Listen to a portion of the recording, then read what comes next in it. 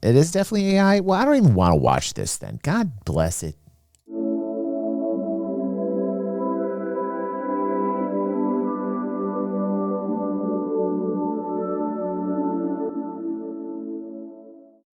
All right, everyone, we are here talking about 4.3.2. This is a slightly older video done by Morph right before 4.3.2 dropped.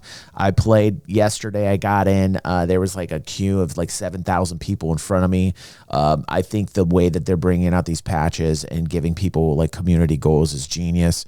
I love that they're bringing this in as basically like new content through new missions with Hathor and Stormbreaker. It's a very smart symbiosis. It's a synergy with ship sales. It's bright, it's intelligent, it's smart, it's everything that I was telling Elliot they needed to do, which it seems like he got on that over 2.5, 3 years ago when he started watching Inside Star Citizen on the channel with us.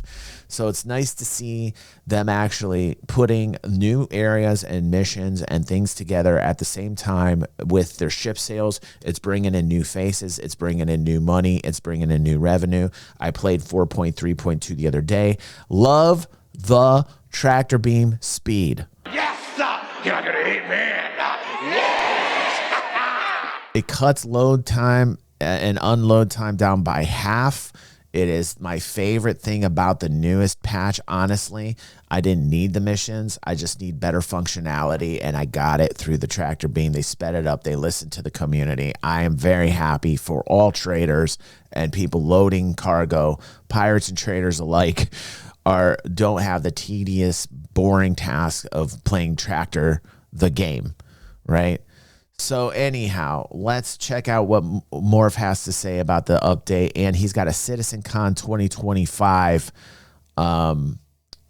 summary that I'm kind of interested in watching. Let's check it out. Insane new planet tech. A first look at game-changing crafting that's going to finally give Star Citizen's many loops purpose, and the reveal of a whole new star system. All these are just some of the things that came out of this year. Jump2 says, shame we can't sell stuff though. And I believe he's talking about player-to-player sales. You know, like you can exchange cash on there, which was an upgrade that happened years ago, which thank God they have that. But you can't really like directly post orders. You can't post buy orders. You can't post sell orders yet. The market will be alive when you can do that, and you can post your own pricing on there, which would be nice. I think eventually it'll come to the conclusion that having a little bit more player-driven controls is the smart way to go with the economy if you're a hardcore industrialist. But generally speaking, the economy right now is kind of like an A to B to C to D quest on finding the best pricing that you can on whatever the commodity is. Lately, I've taken up drug running as a profession, and I actually found a route that is not on SC Trade Tools. And I will link this for people that aren't aware of this. And this maybe Jump2 knows this, but maybe it doesn't. But there are people here that play Star Citizen that might not know about this. I love this trading tool here. I use it all the time. And with this tool, I was able to kind of get to an area where I found my own personal route, and it's not even on here. And I love that when you find like something hidden route. And let me tell you what, I'm keeping that shit a secret. So it pays pretty damn good, close to $1 million AUEC every hour, close to it, not all the way. But I think right around $1 million. It's just shy of it, like 960K. But if I'm really cooking and I'm just like, want to make those creds, I can probably pump it up to like 1.2, like 1.2 million. There is risk involved, and that's why I think that there should be, because it's drug running, right? And, you got to be careful. You got risk of other pirates. You got risk of people around. I have run into some engagements. I lost my shipment one time, probably out of 10 or 12 trips. It's an expense, right? But overall, it's worth it, and it's fun. I think they need to elevate the rewards on certain professions. Like if you're trading illicit goods, there should be a hell of a bigger margin than what I'm making right now. It should be like 200-300%. Right now it's like 120% profit margin. It's a crazy profit margin. I'm so happy I found it. I love this about gaming, when you find something on your own and not a lot of people know about it. One time I landed in this area and there was like a Cutlass Black torn in half. Another time there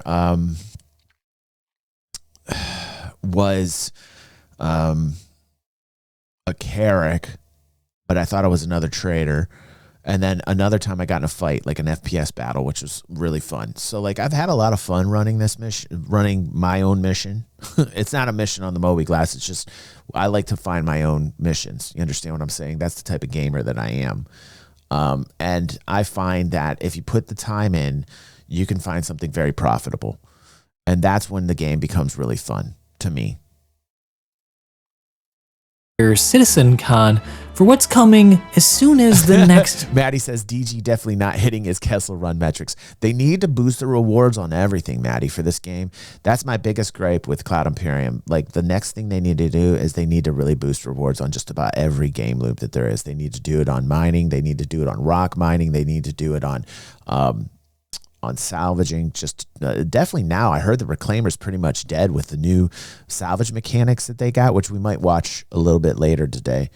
The new salvaging features from 4.3.2 we didn't get to go over last night, but let's just keep watching here. Quarter before the end of the year. But this year definitely felt a bit different because it was just only 2 hours long, and compared to last year's and Finger says a milli per hour is not enough, but you know, like, I'm grinding my way up to find better opportunities. You get what I'm saying, Fingers?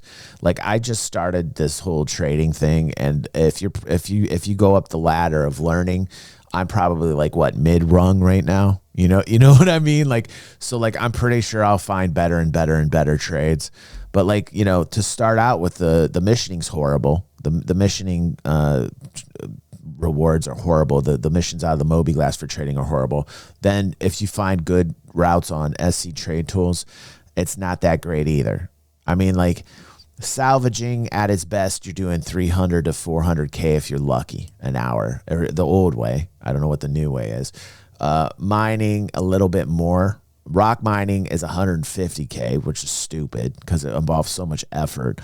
There's a lot of professions that don't pay enough for the amount of work and the effort that you got to put in, right? So then I just started trading commodities, and the commodity margins were horrible.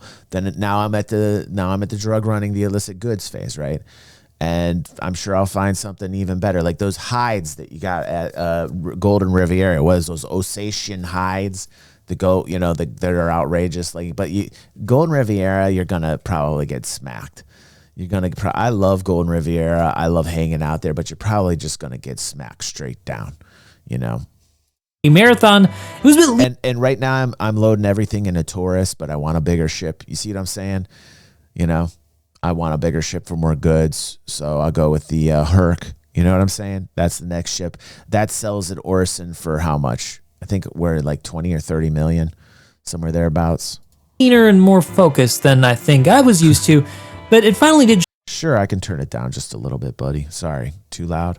Show a project that's built on the scaffolding of the tools that they've built over years to really start delivering content, showing off that server meshing does actually work in the way that they wanted it to, and that it's moving forward nicely towards dynamic server meshing. So let's break down exactly what happened, what the NIC system is going to mean for the future of the game, alongside a ton of other important info they dropped, so you don't miss out on anything important, like one of your favorite shows that's blocked in your region, something that the sponsor of today's video, NordVPN, can help with. Sorry, I can't do this, Morph. I gotta do this. I'm sorry, dude. Okay. Huge discount. As you might expect by now, Chris Roberts started off the whole presentation by doing a bit of reflection on the past year and how far they've come. He noted that one of the last major milestones for the tech of Star Citizen has been successfully running for the past 9 months. That'd be server meshing, now having over 700 players in a shared space that's smooth, stable, and relatively persistent. Okay, wait. I wouldn't say smooth and stable by any stretch of the imagination. Now I think Morph is spilling over into the overly optimistic side of things. I've had more stable experiences, right? but I have not had the stability experience that I need, that I want yet. Stability is still not there. There's a lot of work that still has to go into server meshing. Tonnage. There are still Peace some out, problems Chuck. with the back end, which they've been trying to iron out for, well, these past 9 months. He then went on to address that by saying that they've fixed over 2,000 bugs this year, and player activity is up over 50%, which I think is somewhat attributed to the fact that they've also brought in an increase in new players this year over the previous year. Which they did because they started bringing in events like Hathor and Stormbreaker. And they finally listened to me, and it's a good thing that they did. But also the new content has kept people pretty busy from patch to patch as they consume the content before moving on. He went on to say that with the architecture of the universe mostly built, although I will note here that there's still a lot of features missing, they're now able to start building out the content of the universe, and one of those bits of content is a new star system. This is where he revealed that yes, Nyx is indeed going to be the next star system that they release, and it's coming in the next month. And I can't wait, and this is great, and this is awesome to have Delamar back, and everything we watched during CitizenCon, so much fun. We had such a fun time at CitizenCon. Alpha 4.4, if you can believe it, which I think in this case you should, because there's a big caveat to this release, which we'll get into in a moment. Video after this. So next month, Alpha 4.4 is set to come out with the new Nyx system, and if it is indeed going to release, then we should see it going into PTU relatively soon, within the next couple of weeks from the posting of this video, if that is indeed still going to be the schedule. It's Star Citizen's third star system after Pyro, and this time, they're doing things a little bit differently, sort of. Rather than waiting for every location and feature to be complete like they tried to do with Pyro, but arguably weren't able to do, they're returning to the Stanton approach, like what they did back with the first star system. Release it piece by piece and let the players explore as it grows. So then this initial release is going to include Levski, the landing zone that's been rebuilt and expanded inside of an asteroid core, which is more correct. Yeah, Delamar is actually, Levski's coming back in an asteroid, not on Delamar. Maybe it's Delamar reimagined as an asteroid, but the planet that it used to be on, Levski used to be on, was a planet called Delamar, and now it's just like a giant roid. So it's either Delamar reimagined, or they'll maybe move Delamar somewhere else. I'm not sure, but I like it. Some people were upset. I thought this was a cool design. I love that there's a giant hole bored into the middle of this asteroid and they turned it into a base. I just think it's well thought out. I love the design of it. The art design team should be applauded here. In fact, they will be. It looks great. Yes, Wiki. Nyx is going to be kind of like the way they explain Nyx, and true to the lore that was written many moons ago, is that it's kind of like people of Nyx are very upset with the UEE and did not like being subjugated in Stanton by the Stanton family. They kind of are, they're kind of like the first union oriented kind of star system. They're like a union, right? A union of blue collar workers, right? Slighted by the UEE, you know what I mean? And they start their own vibe, but it's also kind of piratey too, because they don't have the same defenses as the UEE. So, you know, like it's kind of like a gray zone, right? Yeah. It's kind of interesting because you have Stanton, which is a lawful system. You have Pyro, which is a lawless system. And then you've got like a low sec, you know, idea for a system, which is great. So now this brings in the three different types of system securities: lawful, lawless, and gray zone. With the lore of the location, and it's located within the Galatian Belt, a massive belt that goes around the Nyx star. And I gotta say, for people that think there's not going to be like shenanigans happening here, be careful. There will be. These are for industrial players. Like Nyx is for industrials that want a little bit more risk for the reward. You understand what I'm saying? It should be very plentiful and bountiful in resources, and it should actually pay out pretty nicely. You should be able to score more here and have better profit margins in Nyx than you can Stanton, right? And that's exactly the way that it should be. Like if you're leveling system security design, then you want lawless systems have the best margins. Not always, though. Like, not always. Like, it's certainly all lawless and chaotic maybe prices are down because nobody can do business properly. So there is that angle to it, but there should be a pretty nice profit margin in a lawless based system.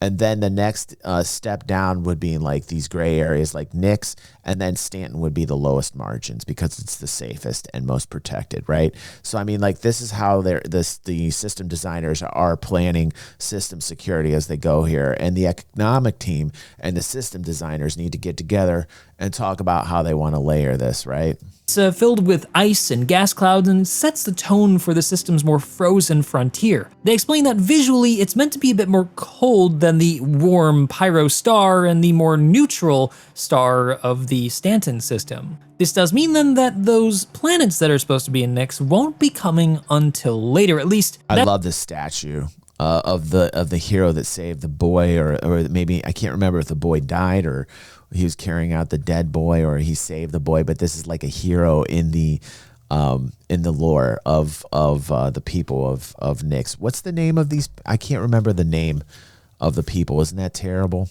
I can't remember. That's what we know so far. Inside Levski is going to be a new faction called the People's Alliance, which is built of People's Alliance is the new faction, but what do they call them? Fragile democracy on the bones of industry, a city of hollowed out metal, amber light, and quite idealism left over from the pre-Messer fall. There's a whole rich lore surrounding this location that's going to really inform all the story missions that they're going to have for us when this system releases and as they build it out over the next couple of months and years. This is supposed to set this apart from the Pyro system, which is more of a Mad Max area, and the Stanton system, which is more corporate and safe. This is a more independent system that's well taken care of, but a bit dilapidated as they're facing an ongoing threat, which if you know your lore, you'll know to be the Van Duel, a hostile race of aliens that is hell-bent on the complete destruction of anything and anyone who's not Van Duel. That includes us. So facing off with them alongside the Galatian Belt, which contains tons of opportunities for salvaging, mining, or basic combat missions, is going to fill out what we do when we arrive, give us more purpose to be there, and I suspect will tie into the crafting system, which we'll also cover a little bit later in the video. The presentation also unveiled that they're going to be introducing interstellar cargo hauling missions. So for the first time in Star Citizen history, missions will span multiple star systems linking Stanton, Pyro, and Nyx into a sharded logistical network. Up until now, missions have been locked within their home system. A Stanton mission had to stay in Stanton and Pyro, but with 4.4 and the arrival of Nyx, that's going to change. Players are going to be able to haul freight from the Stanton system to the Nyx system and from Pyro's Rune Station back to the core systems, carrying large amounts of cargo between orbital outposts and landing zones, and even smaller packages that can be carried by starter ships. CIG also mentioned that they'll include scripted ambushes. Pirates will be tipped off by corrupt mission givers, and that'll cause you to have to fight your way through to your contract's completion. Which they should offer heftier rewards. If that's the case, and I'm gonna be asked with a whole bunch of NPCs that are coming on this mission with me, then you better make it worth it. Because otherwise nobody's taking the missions, unless you get huge faction boosts from it and better missions that pay better. But otherwise, you're not going to see a lot of people take these if they don't pay a reward. There'll also be express contracts with tight timers that'll challenge your efficiency and navigation skills. Although this one, probably gonna need a little bit of tuning. I don't know, timers and Star Citizen's occasional instability seem like they're not really going to mesh well, but I guess we'll just have to see how that works out. Either way, it's a first true taste of cross-system commerce, and more importantly, it's gonna transform Nyx from a side destination to a vital trade link between the frontier and civilization. But not everybody's an industrial player, and some people just want to experience some story in the game. And if you guys have been enjoying the A and B plot stories they've been running all this year with all this new content, well, they said that they're going to be continuing the B plot, the science run amok, aka the ASD complex stuff, into the Nyx system, which will follow up with what was revealed in the last mission, where if you've played through it, you'll know that they've been doing some pretty shady stuff with, well, let's just say not the friendliest of aliens who may have something to say about their meddling. And speaking of hostile alien races, There's also going to be a UAE presence that's dealing with the Vanduul incursion, but you're not going to work for them directly because that doesn't really work with lore, so they explain there's going to be a new faction called the Intersect Defense Force Solutions faction that will have you going out and investigating some things that have been happening in the system that are related to that B-plot, and one of them is going to be related to a station that's been under siege by the Vanduul, and a new unknown human-like faction that's doing something strange with Vanduul tech. This then's gonna mark the— I hope that they're gonna actually have Vanduul in the ships. I know I'm asking the world for this, but like during CitizenCon, what I was actually most excited about was that actually there would be Vanduul NPC in the ships so that you could actually get like a Vanduul body. Who knows? Maybe they're gonna have the new human player faction flying the Vanduul ships, but I think that's kind of lame. I really want Vanduul in those ships. very first time the Vanduul have been officially in the persistent universe, an alien— Yeah, like that was what I initially had thought. I heard rumors that it's going to be the human faction, but I don't know what to believe yet. alien threat that we have to face, which will be a nice refresh from having to kill that same group of British accent pirates that always pop up in the belt. This set of missions then is going to set the tone for the future patches that we'll see in 2026 and deepen the mystery of Nyx as the story unfolds around the People's Alliance, this new faction, and all the other parties involved. They also later revealed that they're— That's great. Erad's confirming that we can actually see the Vanduul model. That's what I thought.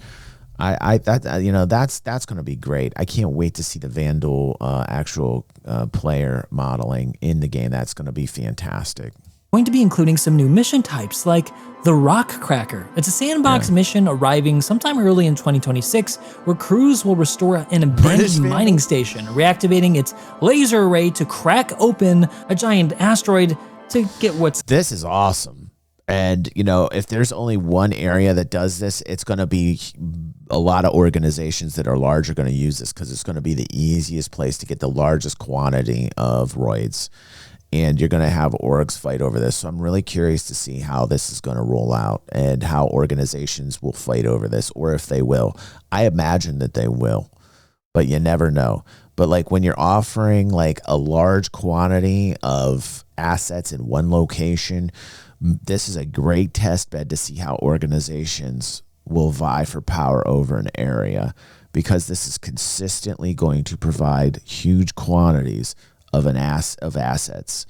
And so I'm really interested in seeing how this area develops, or if there's going to be more than just one. But I think there's just one area inside, but that's going to attract some not so welcome parties. So I suspect there's going to be a bit of fighting and some involvement with other members of the community and your org. And speaking of things to do, they also revealed that instancing is going to be making its way into Star Citizen next year. Coming early in 2026, instancing will reshape how missions work in some cases.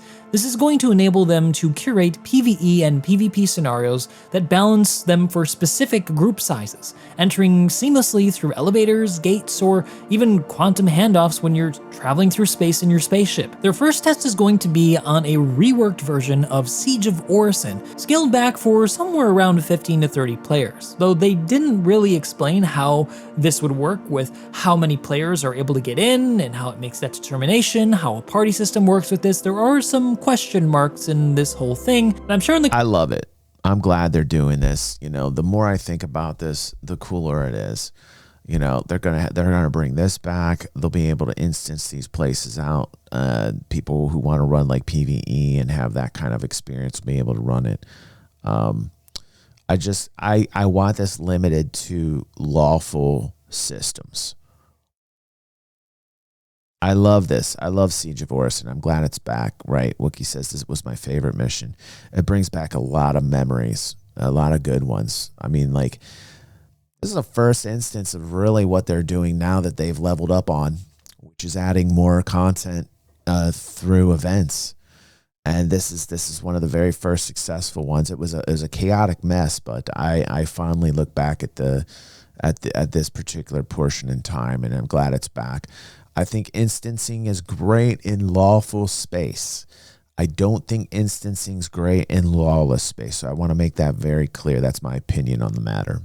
coming months, we're going to start to get answers What's up, to. Diva? Now, I know there's going to be a lot of people feeling a little uncomfortable with this, and I want to do a whole dedicated video on the subject because I think it deserves some time to breathe and discuss it, as there are definitely some upsides and downsides, and I'm a bit worried that they're going to overlook some of the more unscripted things that can happen when you have a scenario where there are random people showing up and not just who's in your party. I know there have been a lot of bad instances where PvP and griefing has taken place in these events, disrupting people's enjoyment of it, but there's also been a lot of good stuff that's happened, from running into random strangers who want to help out and form a crew with you to complete an objective. I mean, I just had that kind of experience in an ASD complex recently, which turned out to be super fun. After that, they're going to be doing the municipal works at not everybody actually kills you, but it's a very low probability that they won't kill you, right? I don't know what I'd put the probability at, probably like 30, 70.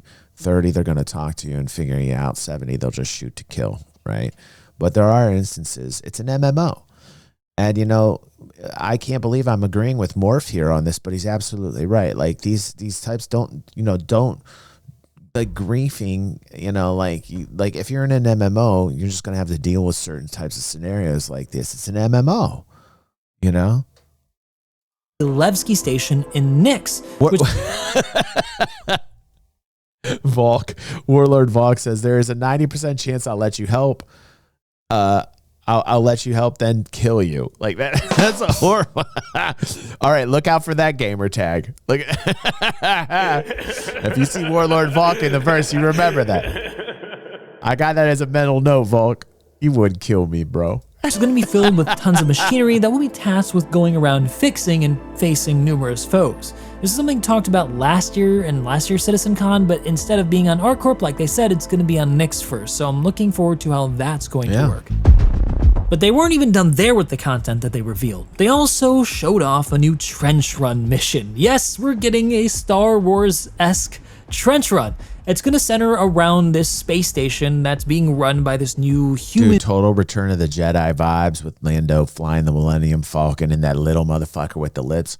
You guys remember that shit? We're gonna have to play that after this. Faction that's been leveraging tech from I know we got those Wookiee's video nasty next. Van Duel. It's gonna have this laser that can blow up capital ships and small ships in seconds alike. So Tunnel the run. only way you're gonna get that was the tunnel run. Like Erad is the aficionado on Star Wars. He's right. It's not the trench run from the first Star Wars. It's more like the tunnel run from Return of the Jedi. Erad and I understand this. Trench run is the wrong terminology, right? be able to fight this thing is to take down the shield relays to be able to power down the station and finally get inside of it and blow up its reactor. In between, you're going to be able to land at the station and fight some of the foes, probably get some cool loot. Totally nerdy. And the whole thing, just like I said, comes off as a Star Wars trench run, and they were not at all being coy about their influences here. The whole thing is supposed to be a multifaceted, coordinated type of attack that you can do with a large group of friends or randoms to be able to complete the task overall, which looks and sounds really exciting. So I'm looking forward to seeing this come into the game. And all that is really exciting because there's content here, there are features here, there's a new star system, but one of the stars of the entire show has got to be the reveal of their new planet tech. It's not new. I don't know why people keep referring to this as new Planet Tech. It's their platform they use called Genesis System or Planet Maker or System Maker. And it's been around since 2019. They debuted it in 2019. And the cool thing is, though, they have added a ton of functionality to it, and they've added a ton of assets. And some of the environments that we saw was like, holy God. Like when we watched during CitizenCon, oh my God, it was like amazing. It was, but I'm going to believe it when I see it, because all of us vets know that we gotta put down the level of hopium, and we're just gonna, we're gonna take a breath, and we're not gonna get overly hyped up. But it looked fantastic. If that's what we get, but it's also going to streamline the planet and moon making process. And I think there's a lot of systems ready to go right out of the bag. We obviously are seeing Nyx, and it's reimagined, and as Morph said, they're going to work on it as they go. But I think there's other systems ready to go, locked and loaded, that they've got worked on. And I think systems will be released faster and faster and faster. Now, for a long time, we've known that CIG have been doing incredible things with planets in Star Citizen. It's no secret that they have some of the best... is Java here? Oh my God, Java. Hot Java makes me feel so good. Oh, yeah. Woo! Planets in the industry. They look incredible. And every time they introduce a new feature or update to it, it kind of blows my mind that they can still look yet even better. Genesis, the new tech that they're using to craft worlds in the next year, Java. is going to bring that up to a whole new level. And I'm not joking here. The footage that they showed had my jaw on the floor. It was easily the most visually impressive thing they showed in the entire presentation, and probably one of the most impressive things I've seen in gaming yet. Yeah, this is crazy cool. Like seeing this, wow. Sure, there are games that can do this in isolated small maps, but on a planetary scale, that's something entirely different. CIG explained that instead of stitched biomes, Genesis is going to build worlds from physical data. Geology, erosion, humidity, temperature, and mineral distribution are all going to play roles in determining how a planet looks so that it's more accurate. Mountains form where tectonics demand, rivers flow where gravity allows, and from orbit, color from the soil composition is going to show more accurately, and it's not just going to be a texture map, so there will be a unification for what you see from space and what you see on the ground. Something that's been kind of a problem in Star Citizen. Sometimes you look down on the ground and see green patches and think there are trees, and you go down only to find that it's brown and lifeless.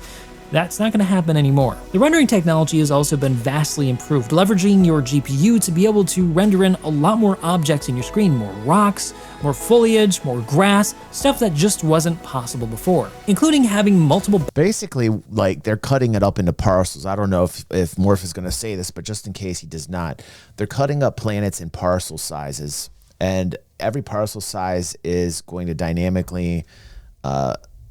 It's basically one of our game devs named Jira, who's my techie guy. I love him. He helps me in everything tech, and he's a mod in our Discord, and he's a friend of mine. He used to work for Microsoft in game dev, and he said it's what he's calling the level of detail, or LOD, in game development, and it's a technique that dynamically adjusts the complexity of 3D models based on their distance from the camera. To balance visual quality and performance, you know. So I wanted to just get you guys like hip to the fact that like what they're doing right now with the tool is awesome. Like there's a lot of new features with the Genesis Planet Builder, and this has been around and was shown off in 2019.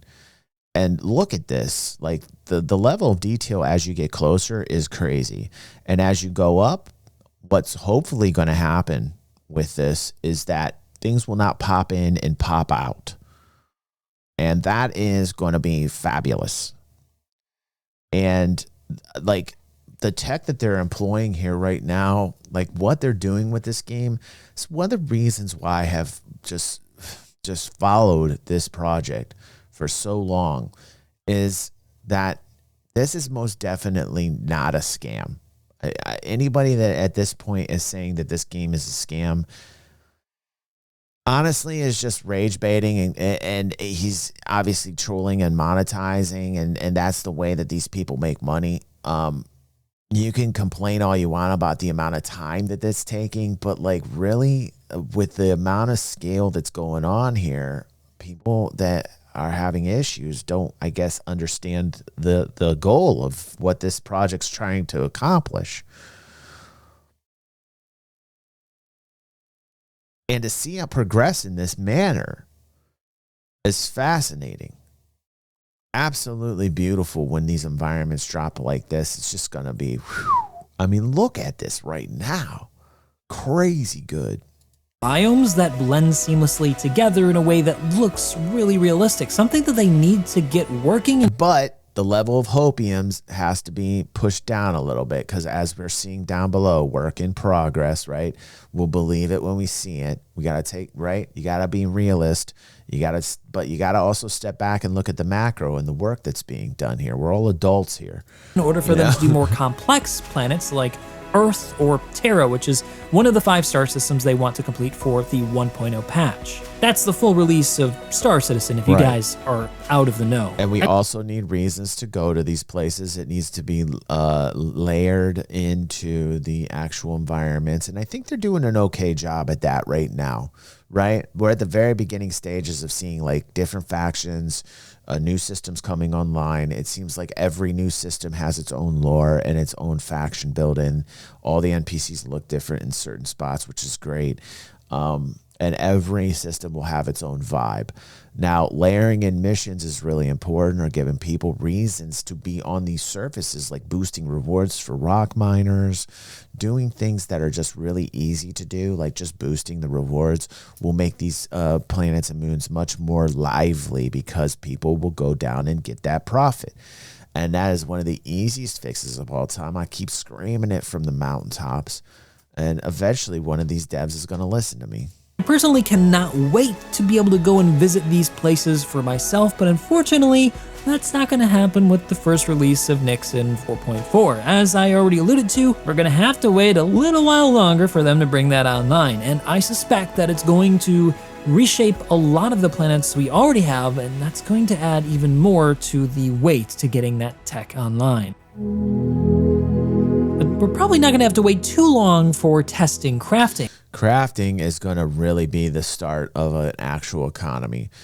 I'm very curious. I love the idea of these like replicator machines in different sizes, depending upon what it is that you want to craft. I love the idea of it. It's very dual universe. I love the idea that they have blueprints. It's very EVE Online. So they're really putting the two together. It's everything I wanted to see first person from EVE Online that I got in dual universe, but in a manner that hopefully gives us like an EVE Online economic format in which we can actually sell and buy goods in a marketplace. The UI, the mobiGlas needs its own little economic button, and you need to be able to go in there, and you actually have to have control as a crafting. If you're going to go through the amount of work that it's going to take to craft, you're going to want to put buy orders out there. You're not going to want to go after every single asset. A lot of people on EVE Online, you know what they did? They put buy orders out so they didn't have to go out and get it. They had other people go out and get it. Those buy orders were the lifeblood of the people that went out and got those goods. Do you guys understand what I'm saying? Am I just speaking to myself here? You guys get what I'm actually saying right now in terms of buy orders?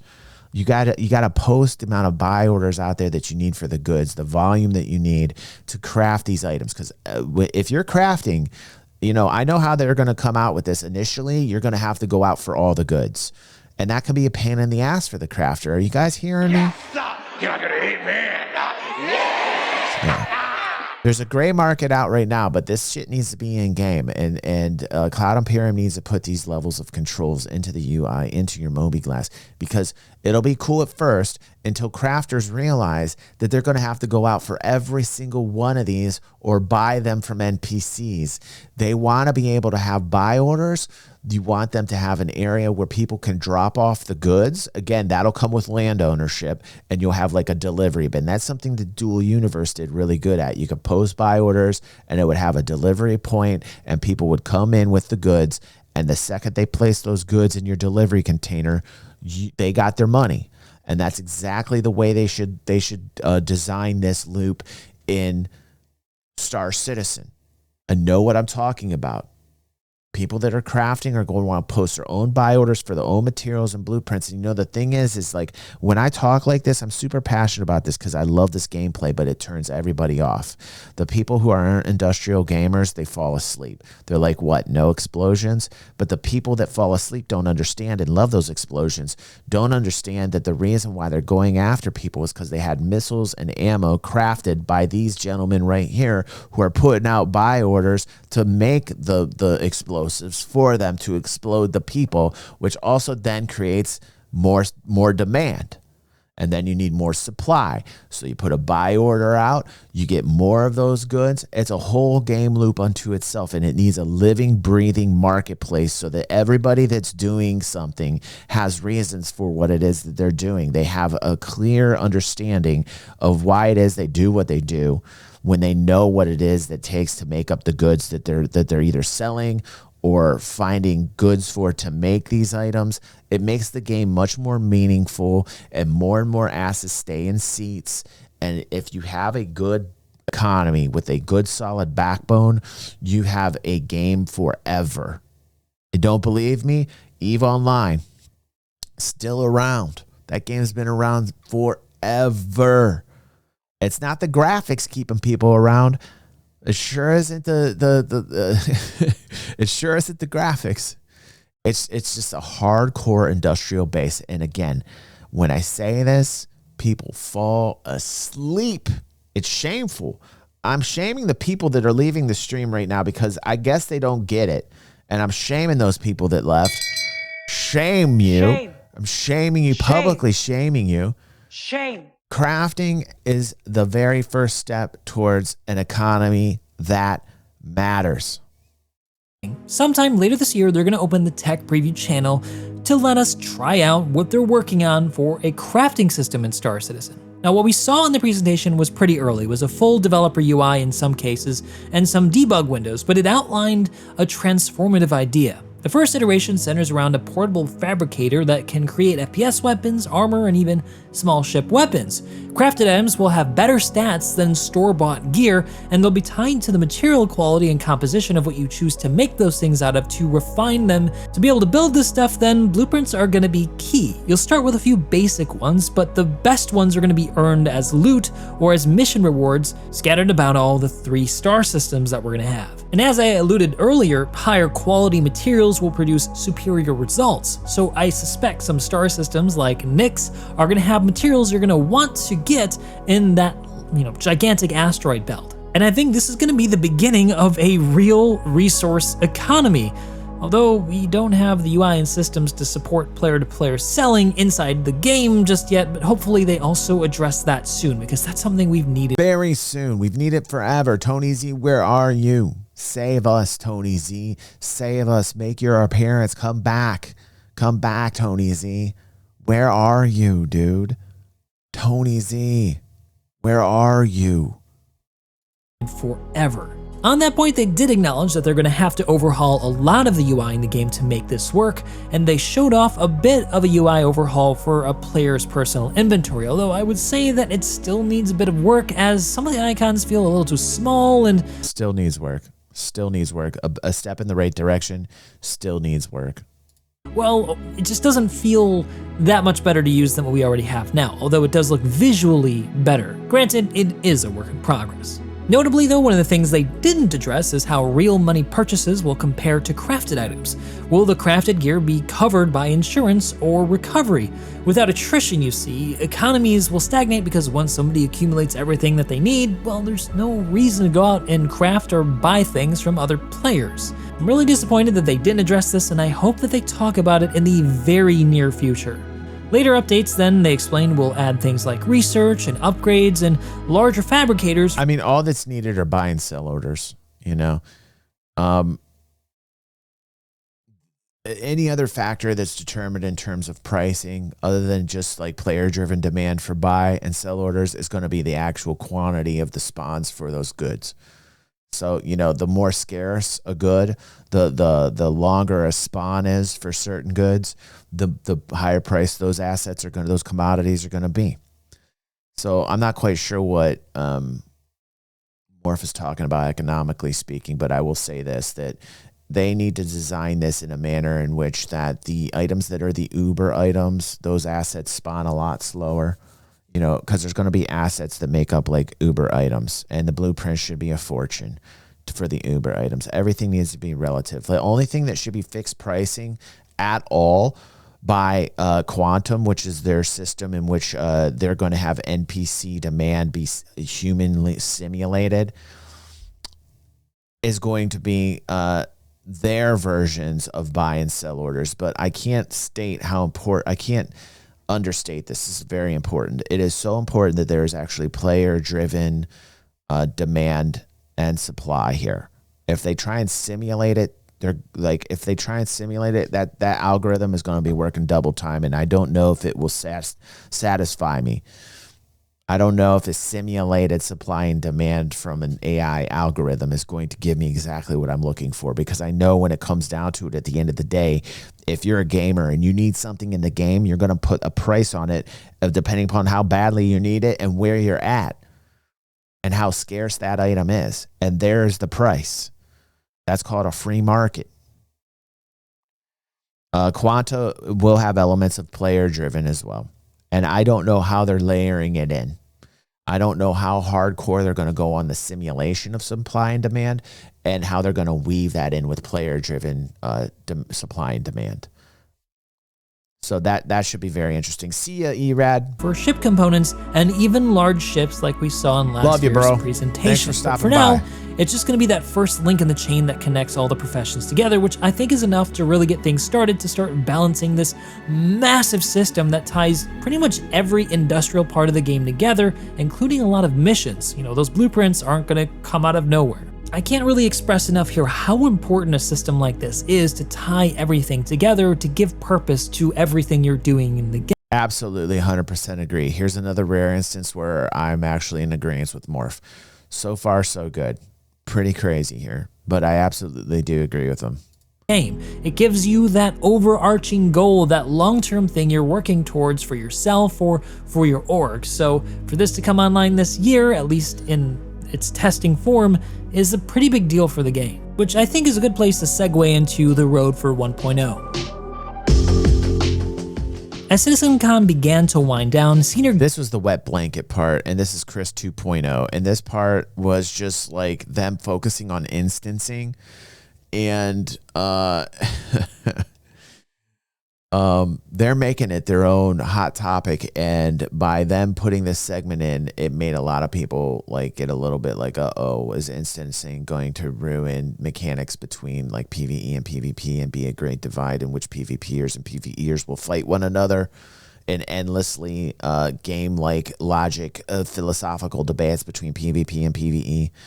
Game director Richard THUR returned to revisit last year's Road to 1.0's release. When asked what's changed since then, he smiled and just said nothing. It still remains their North Star. The team's busy still working towards that goal, and every patch this year has moved them closer to it. THUR explained that last year's 1.0 presentation laid out the framework for what they wanted to do, or the skeleton of Star Citizen, where the main story becomes the spine of the universe, connecting missions, guilds, regions into a single living network. What's happened since then, he said, is that the team has begun filling out its flesh, replacing temporary or one-off events like Siege of Orison with persistent, interconnected content that remains active. He went on to say that they're moving from isolated moments to a continuous experience, one that feels like a living world rather than a series of disconnected events. He reaffirmed that the three core pillars of Star Citizen have remained: open world content, instance content, and dynamic content. Together, these form what THUR calls the complete Star Citizen experience. Not a reboot, but the culmination. Yeah, I do. Aether says, DG, you do realize that instancing is a test bed for dynamic server meshing. Yeah, he says that's why their focus is on it. Think about how Benoit described how it would be used, dynamic server meshing, right? I think it's their way of pushing the limits to dynamic server meshing and seeing its boundaries. I do. I think it's a way in which they're going to implement instancing. However, like by them talking about it in such a manner, I think it brought up unnecessary drama. You know what I mean? Like I don't know if the segment was really an important segment of CitizenCon Direct, right? But I get it. Of everything converging into a stable, feature-complete universe. Yeah. Honestly, this whole section was a little bit... Like, I agree with Limitless here. He says, I think that part of the show was a bit too smug. I think it came off that way as well, Limitless. Hard to watch. It was a bit dry as it was just conversation with no visuals, but it was really important stuff, and one of the things I wanted them to touch on in this CitizenCon, as I wanted to see where they were from last year's announcement. That 1.0 thing was a really big deal, and how we're getting there is also equally a big deal if you care about the future of the game. Look at this elevator, man. Woo! Awesome. And while this might be out of chronological order, they also did talk about ships in this presentation. This section was a little disappointing for people. They only talked about 3 ships that they revealed. The Anvil Paladin, a multi-role fighter built for endurance and survivability. The Vandal Stinger, the first Vandal ship to enter the persistent universe since the Blade, Glaive, and Scythe, which have been in there for a while, but it is the most... I love the looks aesthetically, the exterior and the interior of the Stinger. I'm really thinking about buying it. I love Asperia. They're like my second favorite manufacturer. I love alien ships.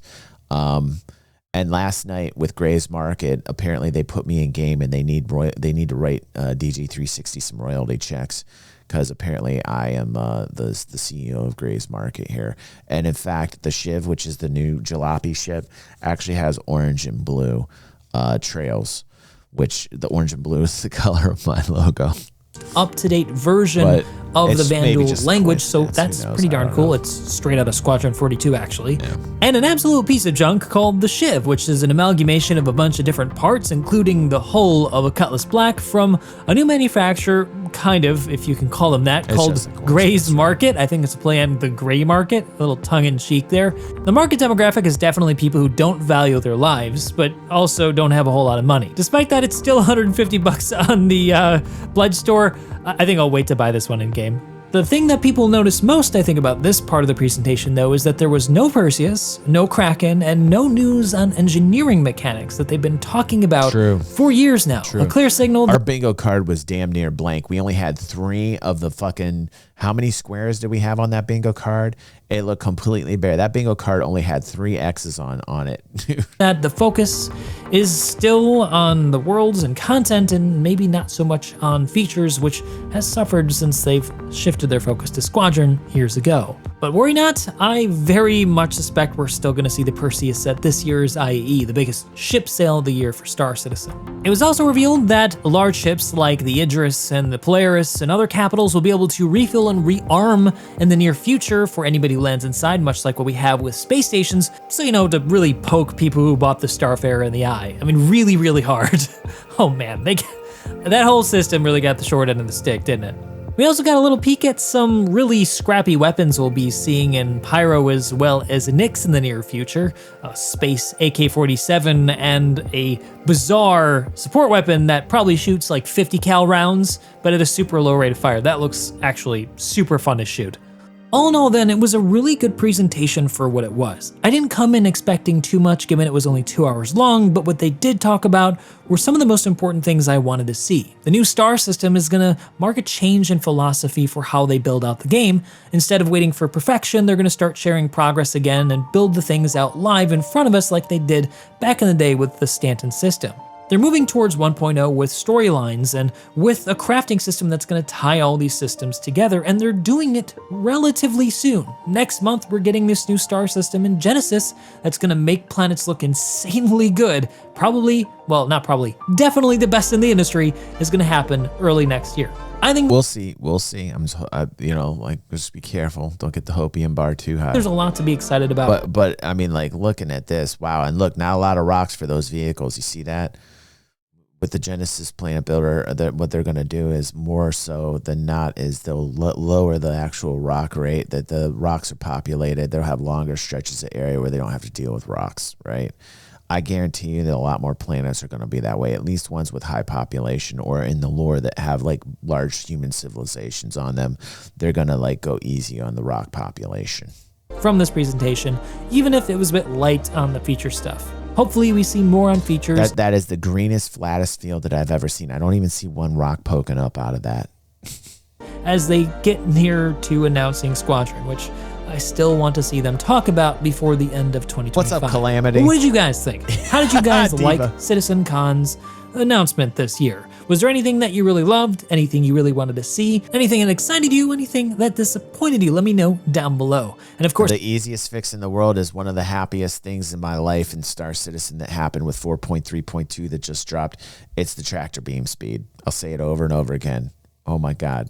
As always, if you liked the video, you know what to do. If you also wanted to get into the game, there's a referral code here on this. All right, so there we go from Morph. And all right, interesting. I'll put the link down there for people that want to go subscribe to him on the YouTube channel. And let's see what we got from Wicked Wookie. Let's do this.